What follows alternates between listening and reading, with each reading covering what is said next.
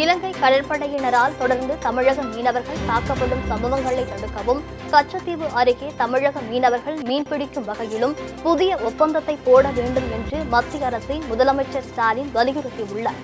நாகை மாவட்ட ஆட்சியர் அலுவலகம் அருகே நடைபெற்ற அரசு விழாவில் உரையாற்றிய ஸ்டாலின், திமுக ஆட்சி பொறுப்பேற்ற பின்னர் நிறைவேற்றிய எண்ணற்ற திட்டங்களை பட்டியலிட்டார். நாகை மாவட்டத்திற்கும் ஏற்கனவே பல்வேறு திட்டங்கள் நிறைவேற்றப்பட்டுள்ள நிலையிலும் மேலும் 6 அறிவிப்புகளை அவர் வெளியிட்டார். வேதாரண்யம், தலைஞாயிறு பகுதிகளைச் சேர்ந்த இளைஞர்கள், குறிப்பாக பெண்கள் வேலைவாய்ப்பு பெறும் வகையில் 250 ஏக்கரில் 250 கோடி ரூபாய் மதிப்பீட்டில் புதிய சிப்காட் தொழில்பேட்டை அமைக்கப்படும்.